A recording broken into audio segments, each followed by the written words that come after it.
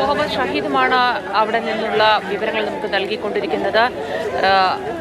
ഇനിയും കരൾ പിളർക്കുന്ന ദൃശ്യങ്ങൾ നമ്മളിലേക്ക് എത്തും എന്ന് തന്നെ പ്രതീക്ഷിക്കുകയാണ്. കാരണം അത്രത്തോളം വ്യാപ്തിയേറിയ ദുരന്തമാണ് അവിടെയുള്ളത്. നിരവധി കെട്ടിടങ്ങളുടെ അവശിഷ്ടങ്ങളിൽ നിന്നും ഇപ്പോഴും മൃതദേഹങ്ങൾ വീണ്ടെടുത്തുകൊണ്ടേയിരിക്കുന്നു. ഒന്നൊന്നായി അവയൊക്കെ വടം ഉപയോഗിച്ചുകൊണ്ട് സൈന്യവും NDRF TDRF സംഘങ്ങളും കരയിലേക്ക് ചൂരൽമലയിലേക്ക് എത്തിച്ചുകൊണ്ടിരിക്കുന്നു, ആശുപത്രികളിലേക്ക് എത്തിക്കുന്നു.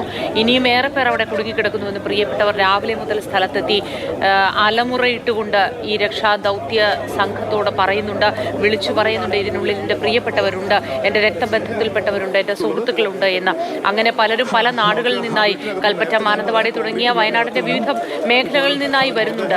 അവരൊക്കെയും ഈ വിവരം അറിഞ്ഞ് ഓടിയെത്തിയതാണ്. എല്ലാവർക്കും ഈ ദുരന്ത ഭൂമിയിലേക്ക് പ്രവേശനമില്ലെങ്കിൽ കൂടി പ്രിയപ്പെട്ടവരെ രക്ഷിക്കാനാവുമോ, അല്പമെങ്കിലും ജീവനോടെ അവരെ ലഭിക്കുമോ എന്നൊക്കെയുള്ള ആശങ്കയോടെ അവരെല്ലാം രാവിലെ മുതൽ എത്തിക്കൊണ്ടേയിരിക്കുകയാണ്.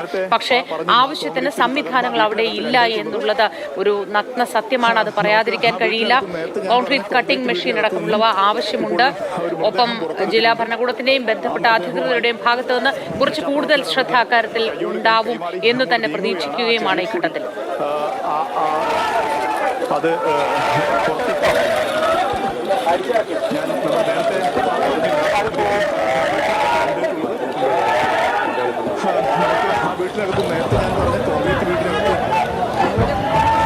മുണ്ടക്കൈ മേഖലയിലെ ദൃശ്യം